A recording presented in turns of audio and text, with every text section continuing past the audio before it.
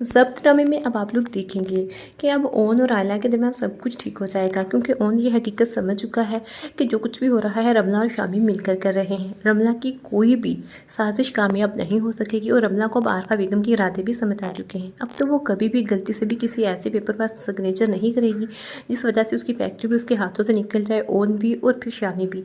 इस वजह से अब रमला तिगनी का नाच नचाएगी इससे शामी को और उसकी माँ को, और आरफा बेगम अपनी ही बहू की मोहताज हो जाएगी। उसने तो रमला से शामी की शादी इसलिए की थी ताकि रमला को अपने इशारों पर नचा सके और फिर रमला और शामी उसके कंट्रोल में रहे। उसे तो पता ही नहीं था कि यूं वो अपनी ही बहू की मोहताज हो जाएगी, उसकी बहू ही उसके हाथ से निकल जाएगी और फिर उसे यूं दर दर की ठोकरें खानी पड़ेगी। गरूर का सर तो हमेशा नीचा ही होता है। इस आरफा बेगम को खुद पर बहुत गरूर था, इसका सारा गरूर खाक में जा मिला। अब तो आरफा बेगम किसी को मुंह दिखाने के लायक नहीं रही, हर चीज़ का कसूरवार आरफा बेगम को ही ठहराया जाएगा। दूसरी तरफ आयला और ओन दोनों एक दूसरे को दिल से एक्सेप्ट कर चुके हैं। अब आयला ओन को किसी सूरत भी खोना नहीं चाहती और ओन आयला को, दोनों एक साथ खुश रहेंगे और दोनों ही जोया और राफे की शादी भी करवा देंगे, जिसके बाद जोया और राफे भी एक साथ खुश होंगे और फिर शमसा बेगम को अपने शोहर के फैसलों पर फख्र होगा और वो ओन को दिल से एक्सेप्ट कर लेगी। लेकिन आरफा बेगम के साथ बहुत ही बुरा होने वाला है। आप लोगों को ये ड्रामा कैसा लगता है, किसकी एक्टिंग सबसे ज़्यादा अच्छी लग रही है, कमेंट सेक्शन में लाजमी बताइए। एमजी ड्रामा प्रोमोज के लिए चैनल को लाजमी सब्सक्राइब कर लीजिए।